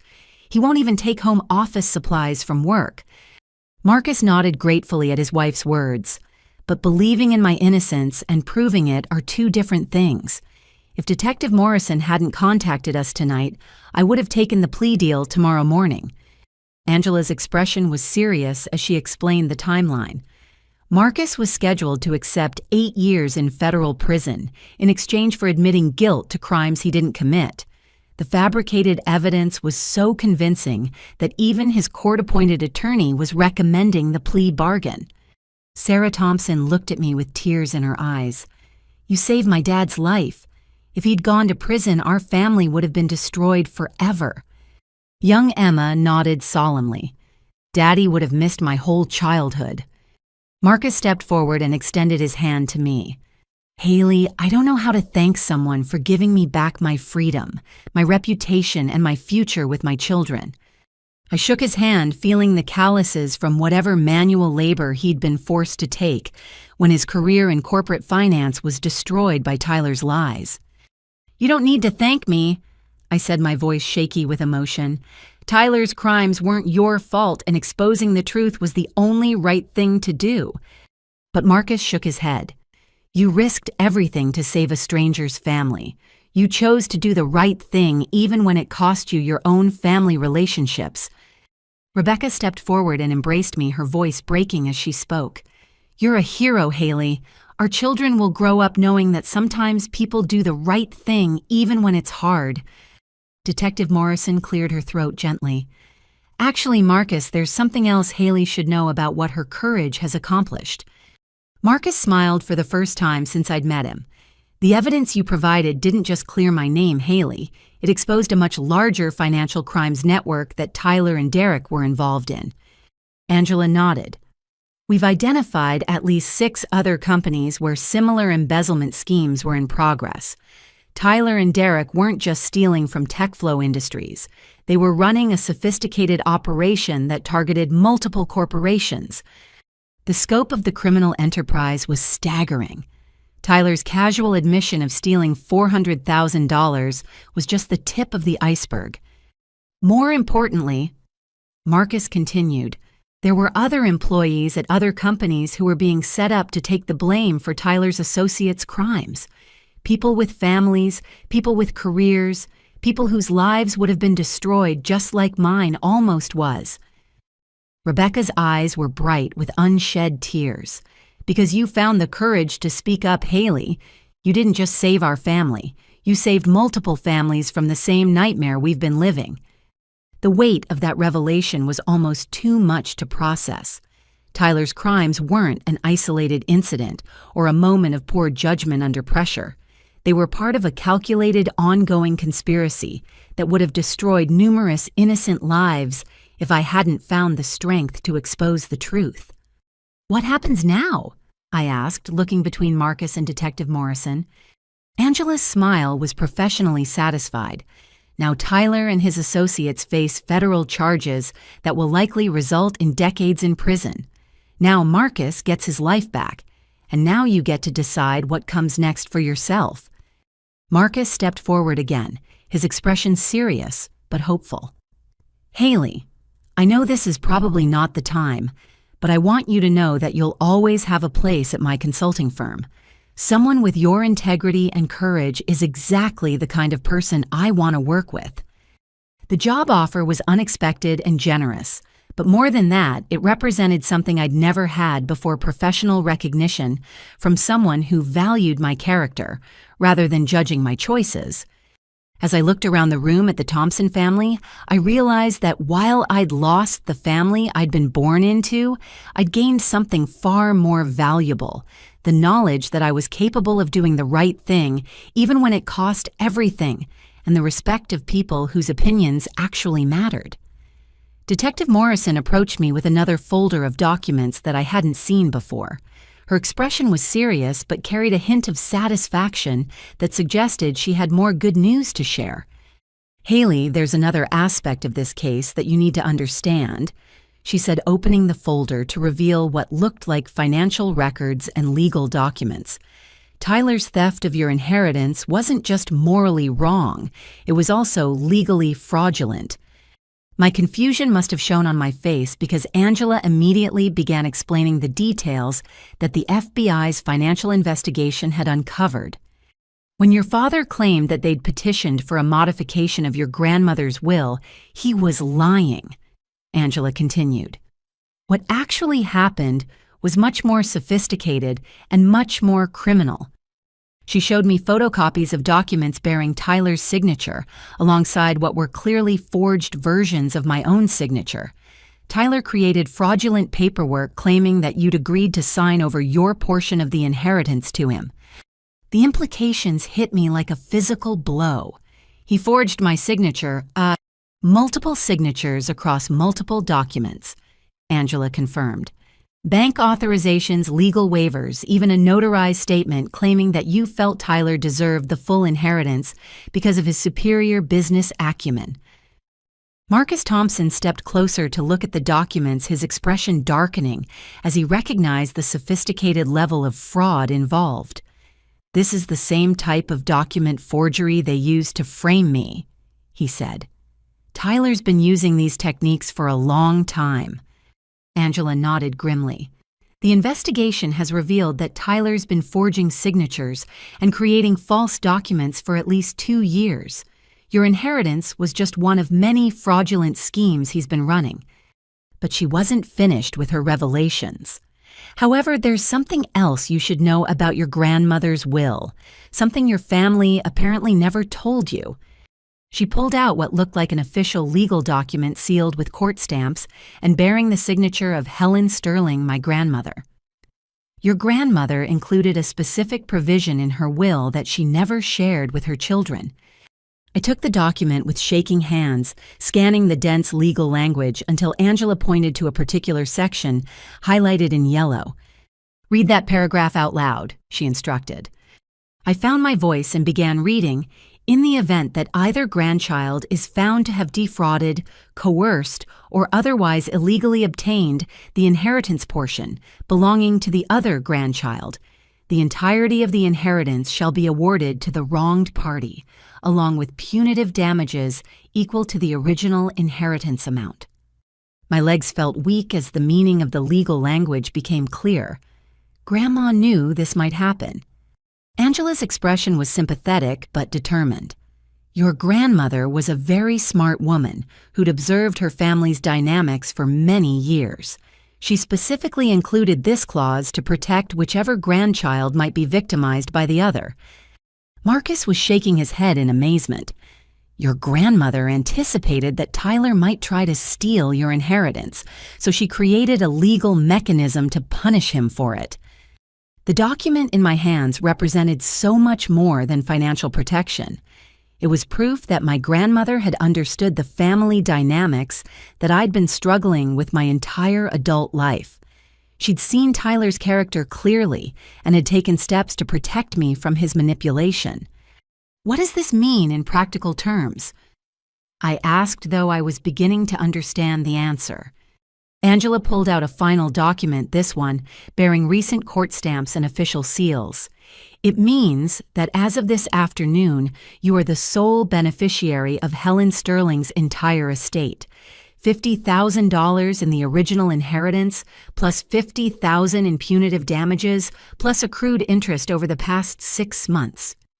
$106,000, I whispered, staring at the court order that made the judgment official. But Angela wasn't finished. There's also the matter of the stolen funds that Tyler had already transferred to his personal accounts using the forged documents. Those transfers are being reversed, and Tyler will be responsible for additional penalties and legal fees." Marcus's wife, Rebecca, stepped forward, her voice filled with wonder. "Your grandmother protected you even after she was gone." I thought about the countless conversations I'd had with Grandma Helen about my work with homeless populations, about my commitment to helping people who couldn't help themselves. She'd always listened without judgment, always supported my choices even when the rest of the family disapproved. She believed in what I was doing. I said more to myself than to anyone else. She understood why my work mattered even when everyone else thought I was wasting my potential. Angela nodded. "According to her attorney, Helen Sterling specifically mentioned your dedication to social justice work when she was drafting this clause. She wanted to make sure that if your family ever tried to punish you for your career choices, you'd have the financial independence to continue following your principles." The emotional impact was overwhelming. My grandmother had given me far more than money.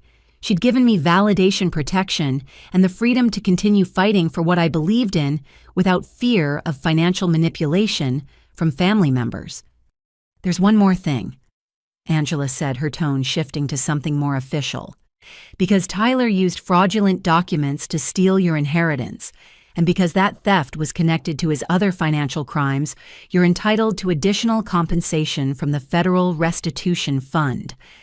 She handed me yet another document, this one, estimating the value of damages I'd suffered as a result of Tyler's criminal conspiracy. "We estimate that Tyler's actions cost you approximately $25,000 in legal fees, lost opportunities, and emotional distress. That amount will be included in his restitution requirements." I stared at the number on the page, hardly able to process that my financial struggles were about to end completely. More than that, the money represented something I'd never had before: true independence from family manipulation and the freedom to make choices based on my values rather than my financial desperation. "What about the house?" I asked, thinking about my parents' expensive home and lifestyle that Tyler's phone call had revealed was funded by stolen money. Angela's expression was grimly satisfied. "All assets purchased with proceeds from Tyler's criminal activities are subject to forfeiture. Your parents' house cars and other major purchases from the past 2 years will be seized and sold to provide restitution to Tyler's victims. The justice was comprehensive and devastating. The family members who had spent the evening humiliating me for my modest lifestyle were about to lose everything they'd gained through criminal activity. Marcus stepped forward again, his expression serious but hopeful. "Haley, that job offer I mentioned earlier. With your inheritance and the restitution money, you'll have the financial freedom to pursue whatever career path you want. But I hope you'll consider joining my consulting firm as a partner rather than just an employee." The offer was generous beyond anything I could have imagined. But more than that, it represented the respect and professional recognition that I'd never received from my own family. As I looked around the room at the faces of people who valued integrity over wealth and justice over family loyalty, I realized that losing my biological family had led to finding something far more valuable: a chosen family built on shared values and mutual respect. Over the following weeks, I watched from a distance as the full scope of the criminal investigation unfolded, and the consequences for my family became clear.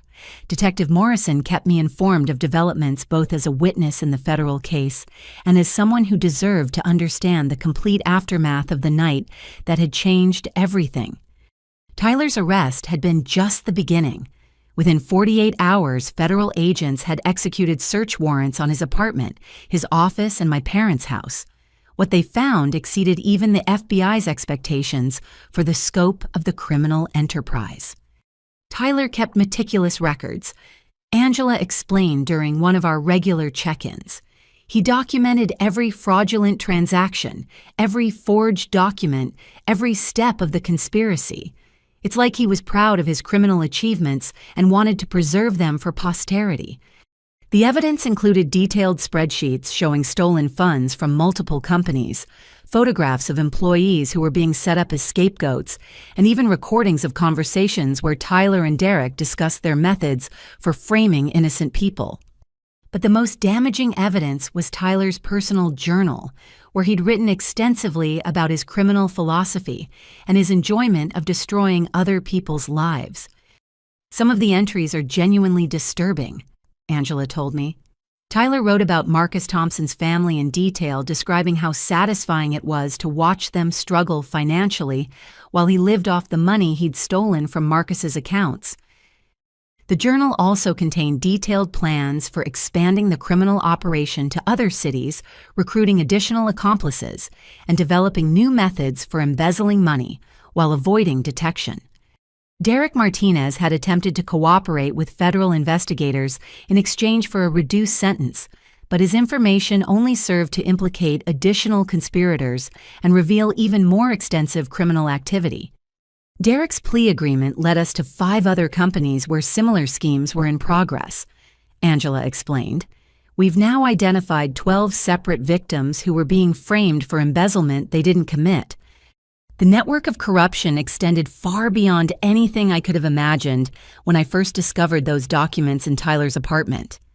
My parents faced their own legal consequences as the investigation revealed their knowing participation in the cover-up conspiracy. Dad's business contacts, which he'd used to threaten my career and reputation, became evidence of his ability to obstruct justice and intimidate witnesses. Robert Sterling's phone records show extensive communications with corporate executives and law enforcement contacts, Angela informed me. "He was actively working to discredit your testimony and prevent you from cooperating with our investigation." Mom faced charges related to the inheritance fraud as her signature appeared on several documents, authorizing the transfer of funds that legally belonged to me. Her tearful claims of ignorance were contradicted by email evidence, showing her coordination with Tyler in planning the Thanksgiving confrontation. The financial consequences for my family were comprehensive and devastating. Federal asset forfeiture laws allowed investigators to seize anything purchased with proceeds from Tyler's criminal activities, which included virtually every major asset my parents had acquired in the previous 3 years. The house where I'd been humiliated and threatened was sold at auction to pay restitution to Tyler's victims. My parents' luxury cars, expensive furniture, and even Mom's jewelry collection were liquidated to fund the federal restitution program. Your parents will be left with basic transportation and a modest apartment, Angela explained. They're not going to be homeless, but their lifestyle of living off stolen money is definitely over. Tyler himself received a sentence of 12 years in federal prison, along with restitution requirements that would follow him for the rest of his life. Even after serving his sentence, he would be required to pay damages to his victims until the full amount was satisfied. Derek Martinez received 8 years, while several other conspirators received sentences ranging from 2 to 6 years, depending on their level of involvement. But perhaps the most satisfying aspect of the legal consequences was the public nature of the criminal convictions. The local newspaper covered the case extensively, detailing how a successful businessman had systematically destroyed innocent families for personal gain. The same relatives who had participated in humiliating me at Thanksgiving dinner were now dealing with the social consequences of their association with federal criminals. Aunt Patricia lost her position on the hospital charity board when her involvement in the cover-up became public knowledge. Uncle Bill's construction business suffered significant losses as clients distanced themselves from the family scandal. The group chat where family members had mocked my life choices became evidence in the federal obstruction of justice case, as prosecutors used the messages to demonstrate the coordinated effort to discredit my testimony. The irony is remarkable. Detective Morrison observed during one of our conversations. They spent years mocking your modest lifestyle and career choices, but their pursuit of wealth and status led them to criminal activity that cost them everything. The family members who had dismissed my $32,000 salary as embarrassingly small were now facing bankruptcy, unemployment, and social ostracism. But beyond the legal and financial consequences, the most significant result was the complete dissolution of the family structure that had defined my entire life. The people who had demanded my loyalty and obedience were revealed to be criminals and conspirators who had never deserved either. "Have any of them attempted to contact you?" Angela asked during one of our final official meetings. I nodded sadly. Mom calls occasionally, usually crying and asking for money to help with legal fees. Tyler sent letters from prison claiming that I'm the real villain for destroying the family. "And how do you feel about those contacts?" I thought about the question for a moment before answering. I feel sad for the family we could have been if they'd chosen integrity over wealth, but I don't feel guilty about the consequences they're facing. They made their choices, and they're experiencing the results of those choices. The transformation in my own life had been just as dramatic, but in the opposite direction. The inheritance money had allowed me to move into a beautiful apartment and pursue the graduate degree in social work administration that I'd always dreamed about. More importantly, my partnership with Marcus Thompson's consulting firm had given me the opportunity to develop programs that helped other victims of white-collar crime navigate the legal system and rebuild their lives. Justice, I realized, doesn't always look like punishment. Sometimes it looks like people getting the opportunities to become who they were meant to be. 6 months after that devastating Thanksgiving dinner, I stood in the conference room of Thompson & Associates looking out at a group of clients whose lives had been forever changed by white-collar crime. The consulting firm that Marcus and I had built together had become something neither of us had initially envisioned, a comprehensive support system for families destroyed by financial fraud and corporate corruption. Today marks the launch of the Justice Recovery Program. I announced to the assembled group of victims, advocates, and legal professionals. This initiative will provide free legal support, financial counseling, and emotional resources to families who've been targeted by embezzlement and fraud schemes. The program was funded by a combination of federal grants, private donations, and my own inheritance money. What had started as my grandmother's $50,000 gift had grown into a $250,000 foundation dedicated to helping people like Marcus's family rebuild their lives after criminal victimization. Marcus stood beside me, his own transformation remarkable to witness. The man who'd been facing prison 6 months earlier was now a respected advocate for corporate accountability and criminal justice reform. Haley's courage didn't just save my family, he told the assembled group. It exposed a criminal network that was destroying families across 3 states.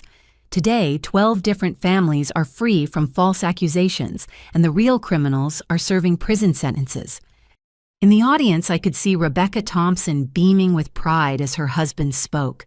Their 3 children had returned to normal lives, with Sarah excelling in debate team competitions and Michael making honor roll for the first time since his father's ordeal began.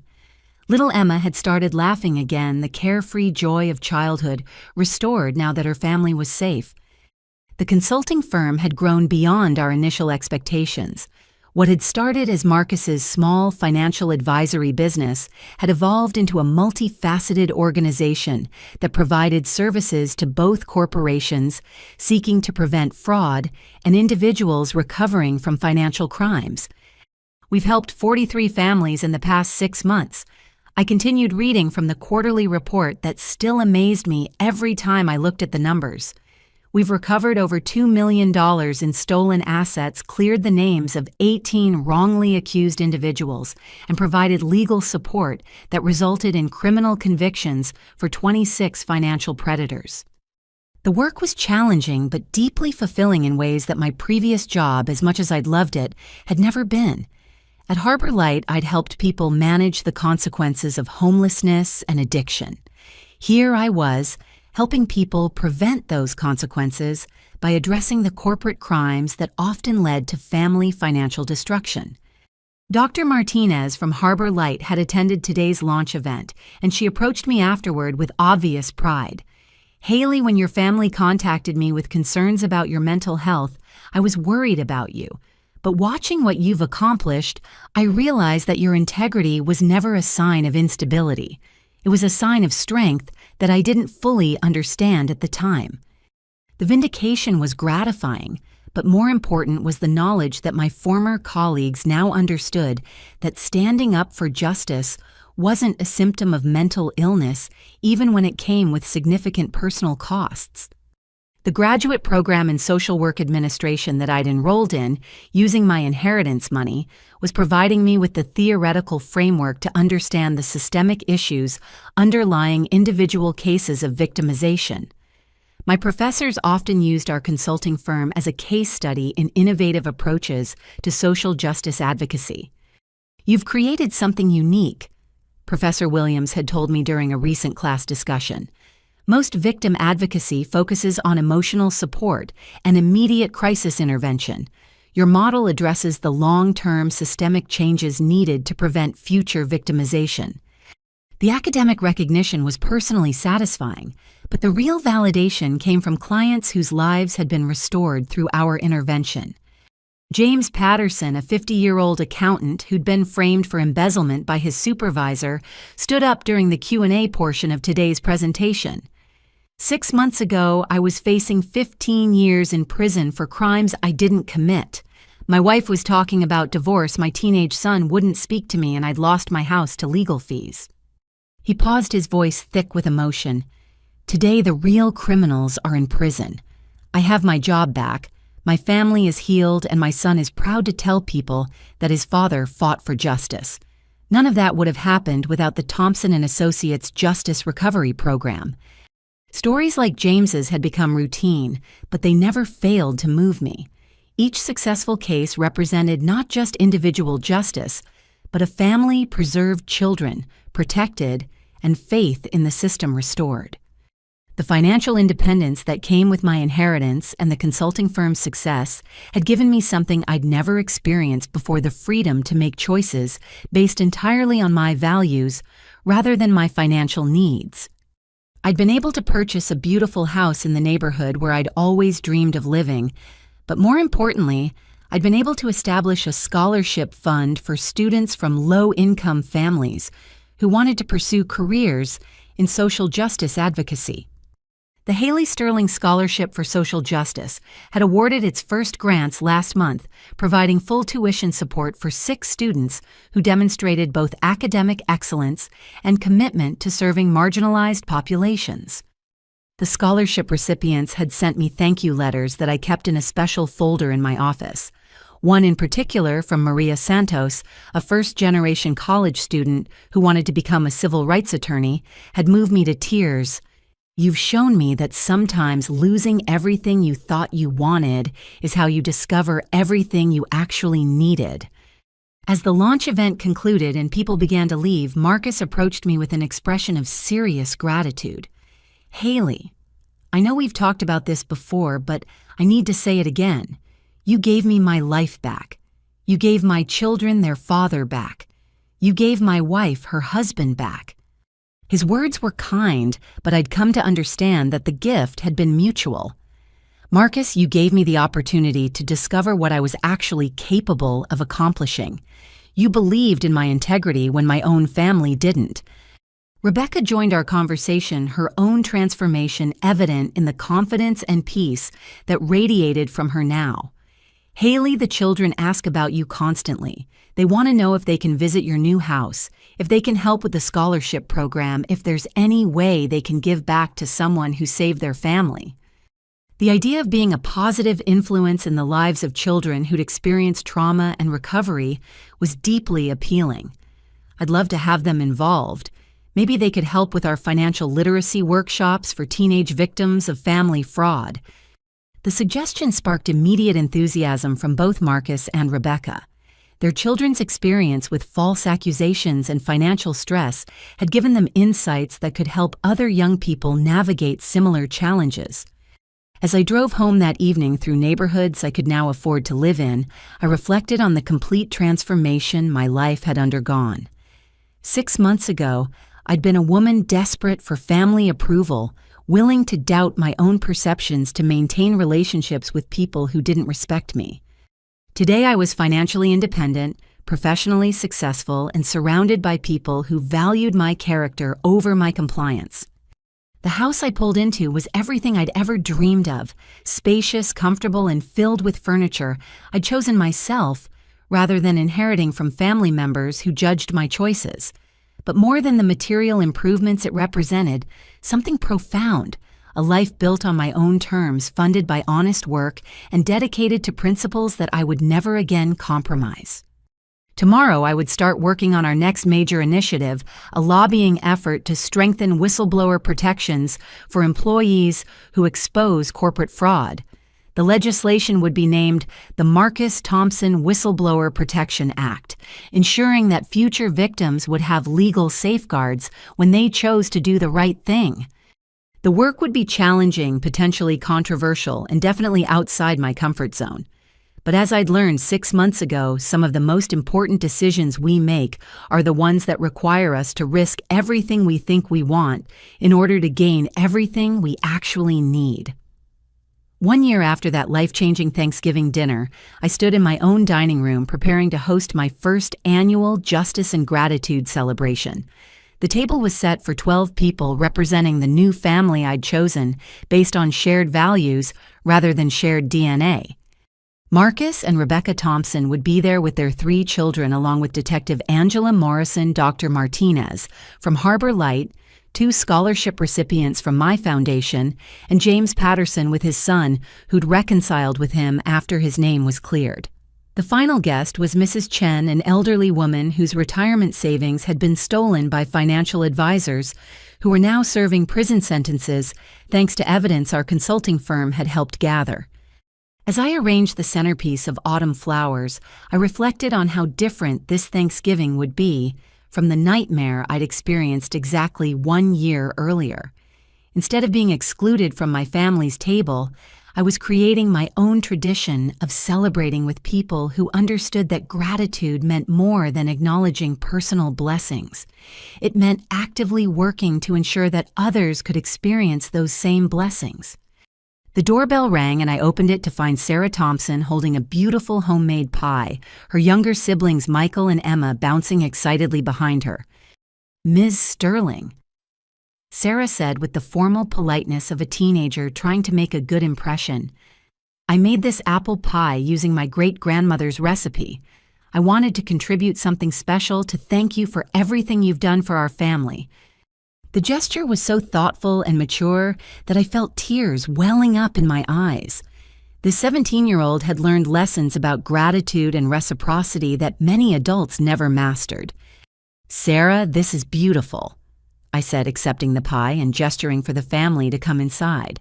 And please call me Haley. You're not just guests here, you're family. Marcus and Rebecca followed their children into my home, both of them looking around with obvious appreciation at the space I'd created. The house wasn't ostentatious or expensive, but it was filled with items that reflected my values: artwork from local homeless shelters, bookshelves filled with social justice literature, and photographs of the families our consulting firm had helped restore. Haley, this is exactly what I imagined your home would look like, Rebecca said warmly. It feels like you welcoming, purposeful, and filled with reminders of the work that matters to you. Detective Morrison arrived next, bringing her partner Sarah and their 2 adopted children. Angela had become not just a professional colleague, but a genuine friend whose own commitment to justice had inspired my continued advocacy work. How's the lobbying effort going? Angela asked as she handed me a bottle of wine. Any progress on the whistleblower protection legislation? I smiled, thinking about the meeting I'd had with Senator Williams' office just last week. Better than I expected. 3 senators have already signed on as co-sponsors, and we have testimony scheduled from 4 families who've been helped by stronger whistleblower protections. The legislative work had been a natural evolution of our consulting firm's mission. Helping individual families recover from financial crimes was important, but changing the systems that allowed those crimes to occur would help prevent future victimization on a much larger scale.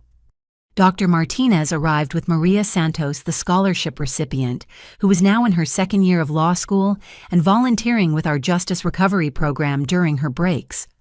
Maria's transformation from first-generation college student to confident advocate was one of the success stories that reminded me why the foundation mattered so much. Haley, Maria said, embracing me warmly, I have news about the internship program. The civil rights organization in Washington wants to create a permanent position for scholarship recipients to work on financial crimes legislation. The expansion of opportunities for young advocates was exactly what I'd hoped for when establishing the scholarship program. Each recipient was building on the foundation we'd provided to create their own paths towards social justice work. James Patterson and his son David were the last to arrive, both of them looking healthier and happier than I'd ever seen them. The restoration of James's reputation and the healing of his relationship with his son had been one of the most emotionally satisfying cases our firm had handled. David got accepted to college, James announced proudly. He wants to study forensic accounting so he can help catch financial criminals. The 17-year-old's career choice was a direct result of his father's experience. But instead of being motivated by anger or revenge, David was inspired by the possibility of preventing other families from experiencing what his had endured. As we gathered around the dinner table, I looked at the faces of people who'd become my chosen family over the past year.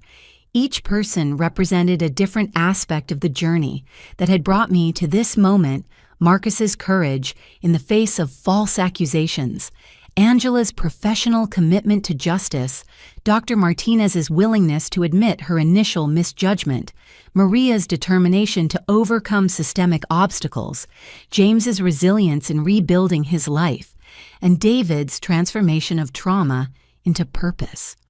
Before we eat, I said, raising my glass of sparkling cider, I want to share something I've learned this year about gratitude and justice.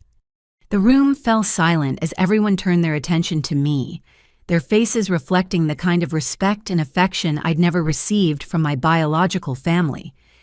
A year ago, I thought I knew what family meant. I thought it was about blood relationships and unconditional loyalty, about accepting whatever treatment you received from people who were supposed to love you. I thought that belonging somewhere meant conforming to other people's expectations of who you should be.